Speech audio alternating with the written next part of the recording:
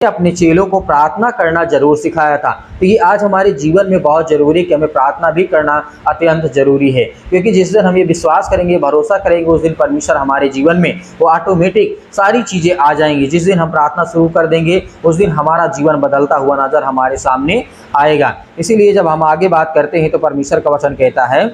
प्रार्थना हमारे मसीही जीवन की, हमारे मसीही विश्वास की, हमारे मसीही की गवाही की बुनियाद है। यदि आज हम अपनी गवाही को भी छिपाते हैं तो परमेश्वर का वचन कहता है जब तू मेरी बड़ाई नहीं करता, मेरी स्तुति नहीं करता, मेरी बातों को नहीं मानता है, तो मैं तेरे जीवन में कैसे काम कर सकता हूँ। तो ये हमें याद रखना है कि परमेश्वर की जब हम बड़ाई करते हैं, क्योंकि मसीही जीवन एक बहुत कठिन भरा और संघर्ष भरा जीवन होता है, इसको जीना आसान नहीं होता है। इसीलिए याद रखिएगा, किसी व्यक्ति ने जब मुझसे पूछा, बहुत पहले की बात यदि मैं करना चाहूँ,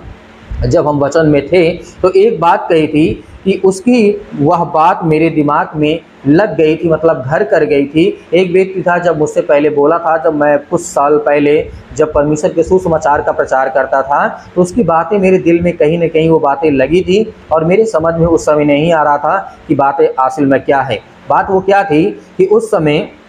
उस बात को मेरे दिमाग में बहुत जहर घोल दिया कि बाइबल में लिखा तो हुआ है, क्या लिखा हुआ है कि जब वह तुम्हारे मांगने से पहले ही जानता है कि किन बातों की आवश्यकता है, परंतु भरपूरी से देता भी है, इसलिए प्रार्थना करने की ज़रूरत नहीं है। एक इंसान, एक व्यक्ति मुझे जब मिलता है, ये बातें मुझसे कहता है, जब परमेश्वर हमारे मांगने से पहले ही हमें जानता है तो हम क्यों प्रार्थना करें, क्यों विनती करें, क्यों दुआ करें। आपके मन में भी आ सकता है दरअसल ये बातें गलत हैं। क्यों गलत हैं? परंतु वास्तव में यह बात बिल्कुल गलत है, क्योंकि जब हम प्रार्थना करते हैं तो इस बात को प्रदर्शित करते हैं कि हमारी निर्भरता किस पर है। मतलब जब हम प्रार्थना करते हैं, परमेश्वर तो जानता है कि हम क्या कर रहे हैं, क्या खा रहे हैं, क्या पी रहे हैं, किसको गाली दे रहे हैं, किससे लड़ाई कर रहे हैं, किससे झगड़ा कर रहे हैं, किससे मारपीट कर रहे हैं, लेकिन हम किस चीज़ को, एक चीज़ को दर्शाना पड़ता है ना,